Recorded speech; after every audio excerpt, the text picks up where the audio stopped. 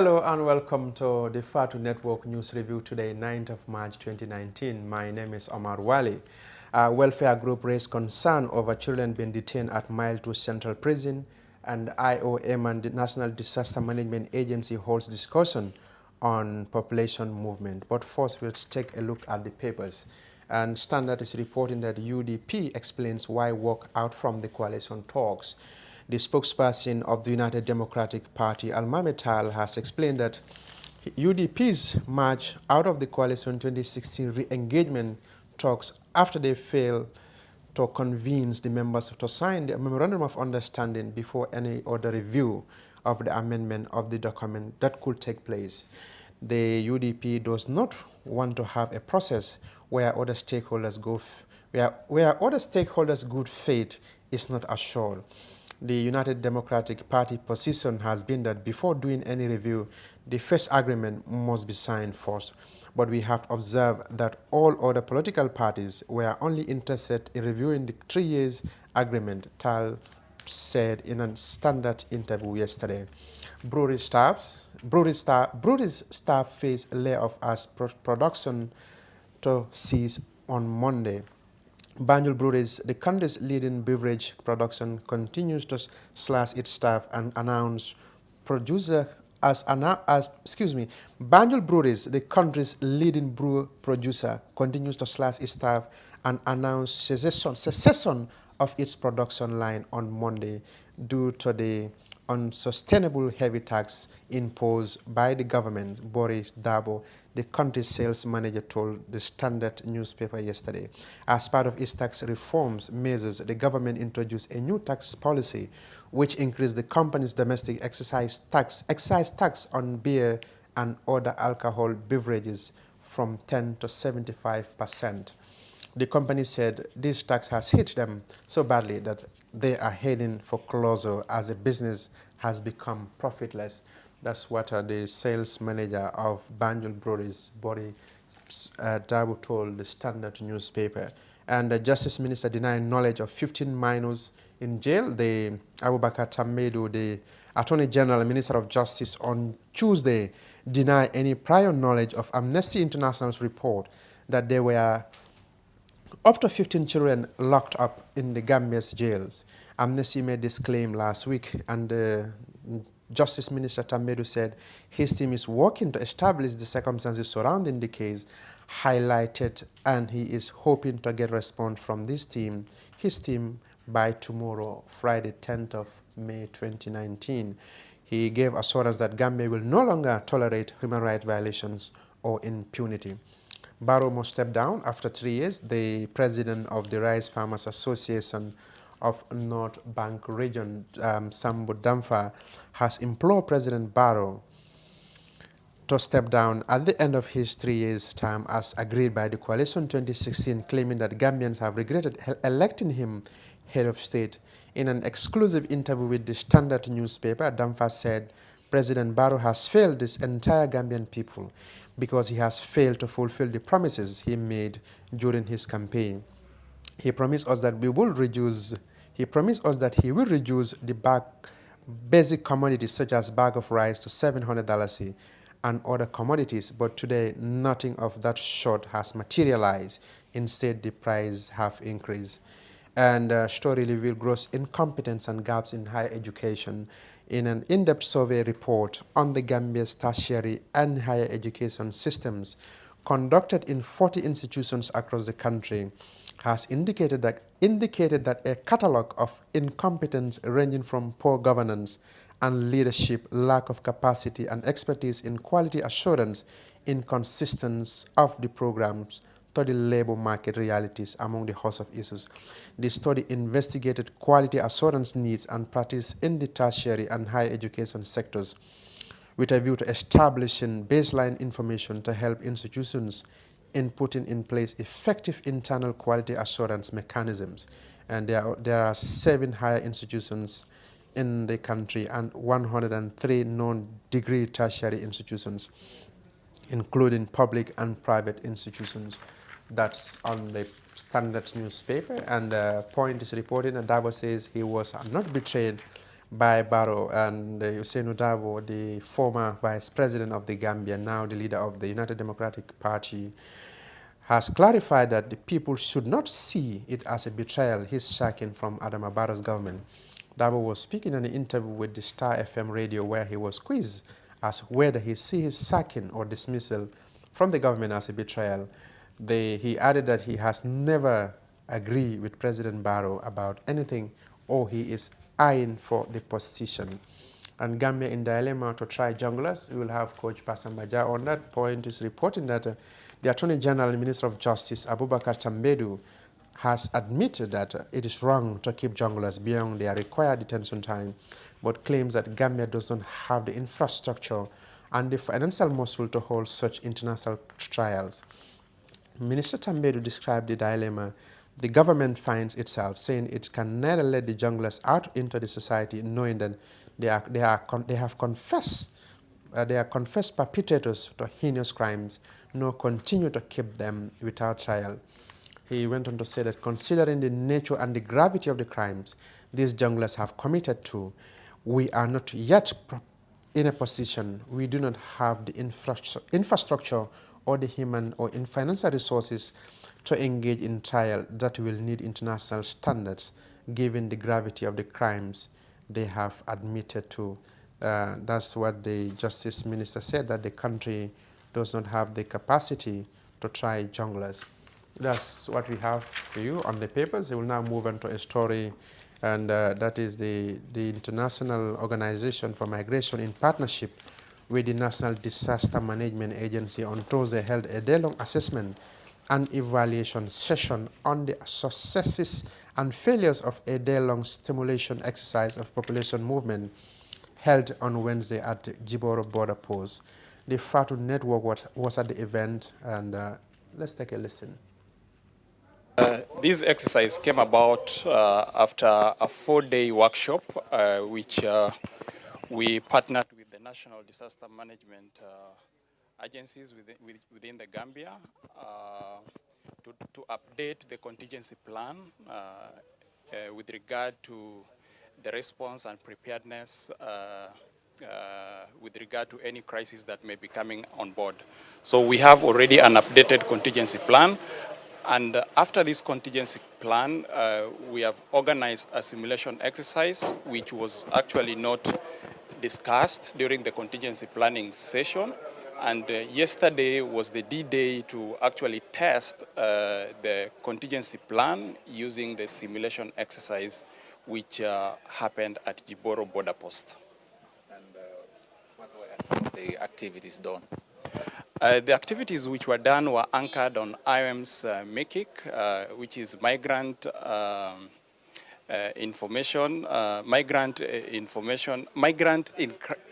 in crisis, migrants in countries in crisis, MICIC. And these guidelines is all about saving lives. It's all about ensuring increasing protection of the migrants, and at the same time ensuring that the migrants who are accessing services, protection services, are done in a very safe, humane, and a very dignified manner.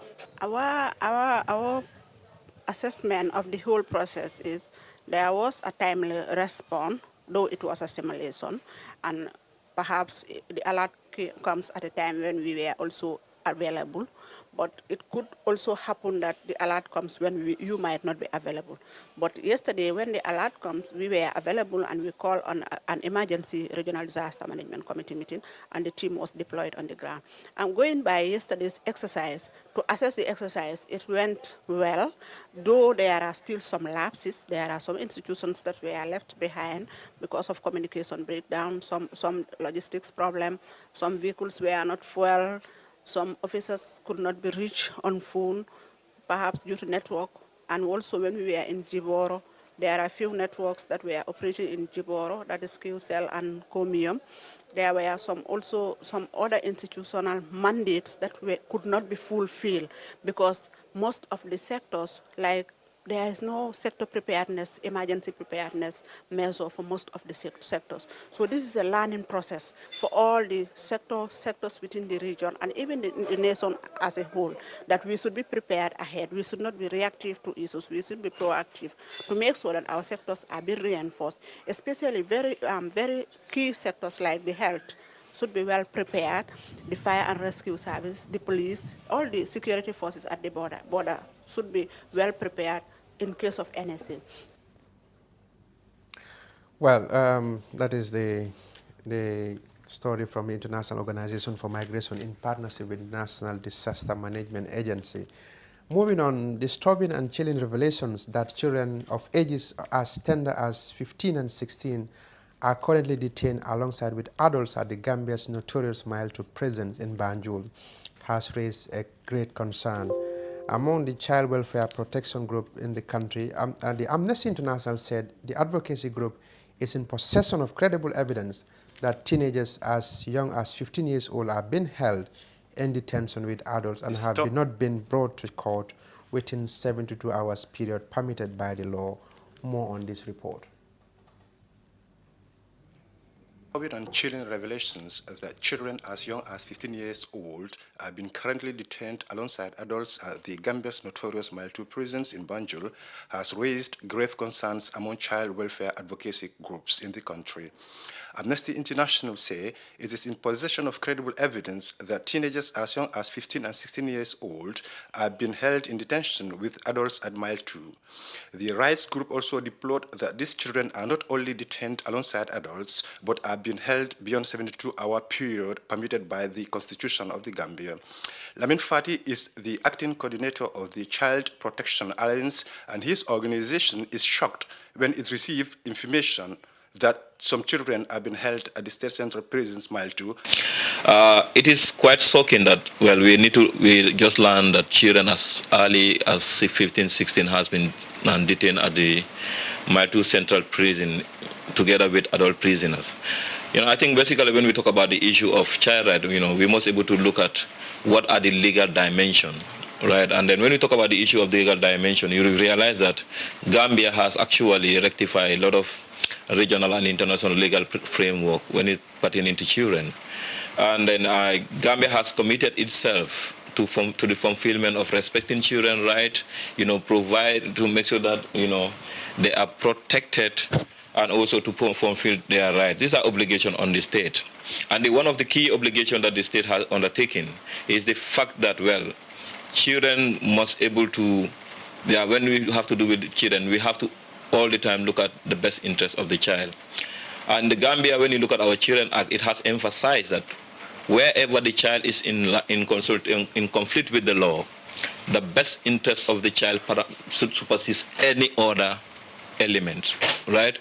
So, well, we have the laws in the Gambia actually that's also clearly stipulated that the criminal liability for a child would be 12 years of age. But now the procedures, and even when you look at Article 37 of the UNCRC, clearly stipulated that arresting a child or detaining the child should be the last resort. And even where the child is being detained, that child should not be in a same cell with adult offenders. What does that mean? That the child, there must be a separate cells for boys and girls, right? That they should not even be within the same cell. So that alone is an issue for CPA, it's an advocacy for CPA to make sure that government must be able to live to its commitment. Now, having them been taken to Mile 2 prison, right?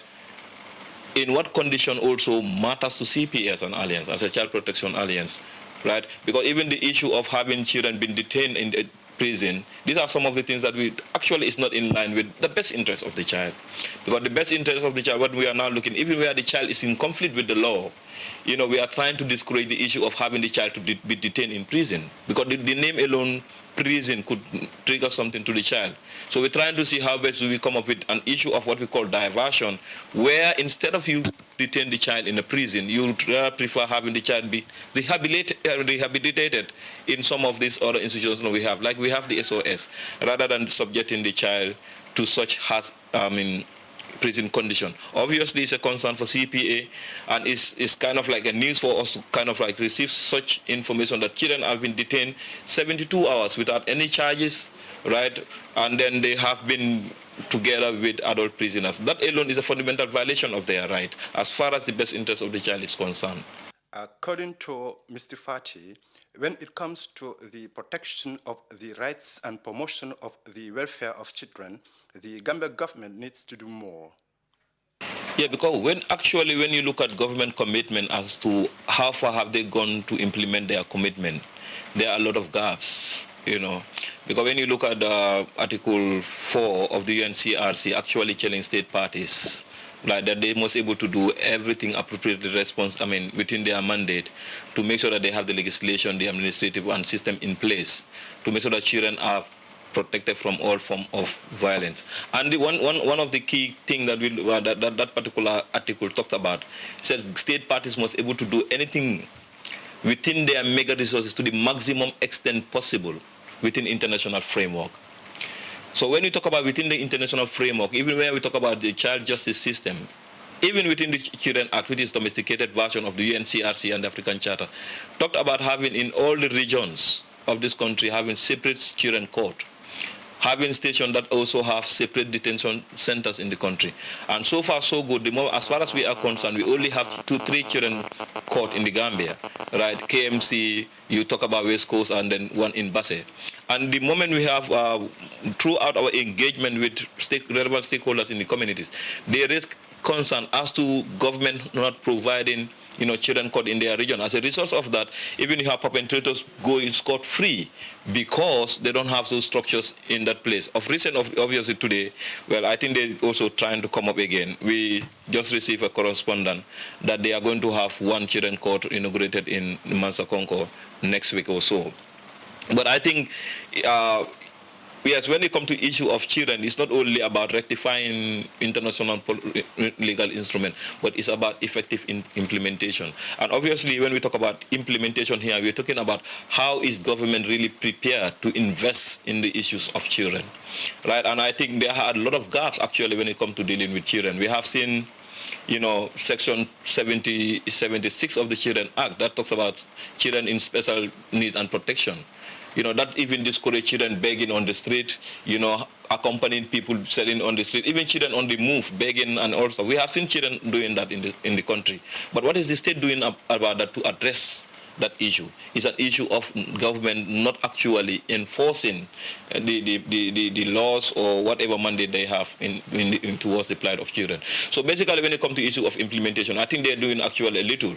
Well, we are quite optimistic that, well, since we have the Ministry of Children and Women Affairs coming into being, we now see how best actually Gambia will be able to get to its commitment, right? But when it comes to commitment, again, we're talking about the issue of Gambia has rectified the African Charter on the right and welfare of the child. But up to date, Gambia has never submitted a single report, initial report, since they rectified in 2000 up to date. So that is an issue of commitment. How are they committed to the issue of children? Because you have to send a report to that treaty body to make sure that, well, this are the issues that you have taken so far so good, right? But since that has not been sent, the issue of accountability, holding them accountable, becomes another issue. So I think there's a lot of areas that actually the government must be able to improve on and to make sure that laws are enforced. He finally called on the government to explore an alternative to the detention of children. As I said, when we look at the UNCRC Article 37 actually talked about, having to even arrest a child should be the last resort. And where you have to arrest the child, you don't have to expose the child to prison condition. Right? Because arresting a child, maybe you are trying to rectify, maybe a child has done something wrong, you want to rectify the child based on that. So that shouldn't be more of punishment. It should be seen more like trying to rehabilitate that child. And you cannot obviously rehabilitate the child when you expose the child to such criminal conditions, like as a criminal. Right, so that's why the issue of diversion, having them not in the prison, but having them to sometimes you can even engage them in social activities that will rehabilitate them to move them from that harsh prison condition. So having them actually, in prison condition, because basically when we talk about the issue of detaining a child, that's why we have the juvenile The juvenile means what, where the child is able to have access to some recreational activities, right, but not to punish the child. Punishment is actually out of the way when we talk about having the child to be detained, but how also do you detain the child also matters a lot. And I think we have a great area to actually improve around this area. Meanwhile, it's not clear how many Gambian children are under detention in various detention facilities across the country. What, though, is clear is that the Gambian government needs to do more to protect the best interest of the child. Reporting for the Fatu Network, this is Modu Justice Davo. Modu Justice Davo there, speaking to Lamin Fati of the Child Protection Alliance, about the report by Amnesty International that children at the age of 15 and 16 have been held at Mile 2 Central Prison. We will now switch to our guest, Coach Pasamba Jau, who will be talking to us about the statement made by the country's Justice Minister, Abubakar Tambedu, that the country is in a dilemma to try junglers.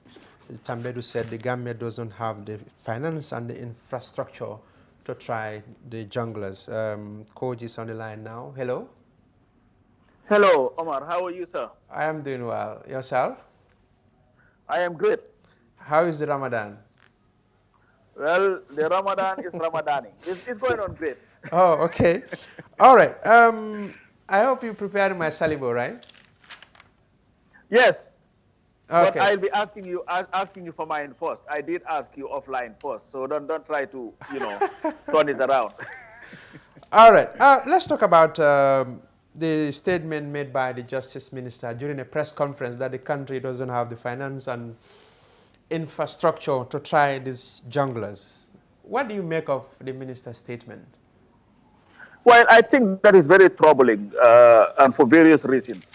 First of all, I think this government's ways, the way that it has been spending money, its activities, I don't think they can continue to use lack of resources as an excuse to not do certain things.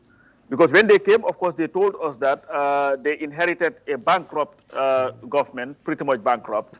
But since then, from what we've seen, does not look like any government that was in financial troubles. Now, if it is other things that he's talking about, maybe the capacity of lawyers to try them, I think that is still contradictory. What I find interesting is, first, I share his frustration with the continued detention without trial of the junglers, because I'm of the firm view that anybody who is accused of a crime and tried and detained must be given a speedy trial. Like the legal saying, justice delays is justice denied. Yeah. I think they should be tried. But again, what message are you sending? Because the same Justice Department that is telling us that it does not have the capacity to try these people, the people that he claimed at his press conference that have confessed to some of the most heinous crimes. I'm thinking that if you have a confession, that should be an easier case to try, because it's like you can bring the confession to trial and try them. But again, the same Justice Department also is trying to convince Gambians that it has the capacity to the extent of arresting people, witnesses who go before the commission and are deemed to be not telling the truth. These people are being arrested regularly, and the expectation is that they are going to be tried at some certain point. So to me, I find the whole thing contradictory. And the question that people must ask themselves is, if they do not have the capacity and the resources to try these people, what would happen if Yahya Jammeh were to come back to the Gambia today and get arrested? Were they also going to let him go, or put him in one place and claim that they don't have the resources to try him? So put quite simply, the capacity, the finance is not an issue, because as far as we know, they are accused of committing human rights violations, murder, whatever you call it, disappearance and so on, but they did not commit pogrom. So which means the government should be able to try these people. Of course, without a doubt. They have no excuse in this matter. They should be able to try these people. They have lawyers at the Justice Department. You don't need the whole legal team. You're talking about people who have confessed, because his wording, if I remember very well, was that these are people who have confessed to some of the most heinous crimes. The key word here, confessed. So meaning at least you have material evidence that you can present in court. I'm not a lawyer, but I think it's a basic thing that anybody who has dealt with the legal system would know. So you should not be, it should not be difficult to find 1 or 2 lawyers, prosecutors from the Justice Department who would go before a judge and try these people. All we are asking for is the case to be presented, them be giving a fair trial, and then if they are acquitted in a free and fair legal system, good. If they are convicted, then they face the full extent of the law. That's so. It's not so difficult, and I don't think anybody should buy this notion of you lack capacity, because this government has not done anything to demonstrate to Gambians that they have lost. They don't have the financial capacity to do whenever they want to travel. We've seen this government. What have they done to show Gambians that these people really care about financial shortcomings? They don't. Everything that they've shown is a government that is fully functional and fully loaded financially. So I think that is a lame excuse. You talk about like 2 people from the maybe Justice Department or try these people, but according to Justice Minister, considering the nature and the gravity of the crimes these junglers have admitted to, he said, and I quote, "We are not yet in position and we do not have the infrastructure," like what you said. Should that be the case? Or are they not even contradicting themselves rather, saying that they don't have the finance and the infrastructure? And I know that they are also saying they might look for other alternatives like the TRRC.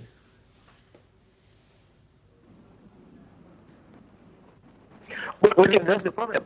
Why arrest somebody and charge them with a crime if you do not have the capacity to try them? We are trying to build a democracy here. We are trying to have a system that respects fundamental rights and freedoms. So irrespective of how heinous a crime somebody commits, you cannot just arrest the person, detain the person indefinitely with the lame excuse that we do not have the capacity to try them. If you knew that you were not going to try them, do not arrest them in the first place. That's my thing. You know, what is just is just, what is unjust is unjust. The crimes that they have accused of committing are heinous crimes, but it is not excuse. That should not be an excuse to just arrest somebody on the guise that this person has committed a serious crime and have that person detained indefinitely. We have legal, our laws do not allow for, and the international instruments that Gambia is a signatory to do not also allow for people to be arrested and detained, remanded, indefinitely. That is unjust, that is wrong, and this is why I believe that once you've arrested them, once you've brought charges against them, they should be tried, and that's it. Period. Don't give me an excuse of we don't have the means to try them. Then why arrest them in the first place? Well, thank you so much, Coach, for your time. Thank you so very much, Omar. Thank you. That's Coach Pasamba Jao there in the United States responding to discussing about the statement made by the Justice Minister that the country is in a dilemma to try junglers. Viewers, that's all we have for you today from me and my team. We thank you so much. Till next week.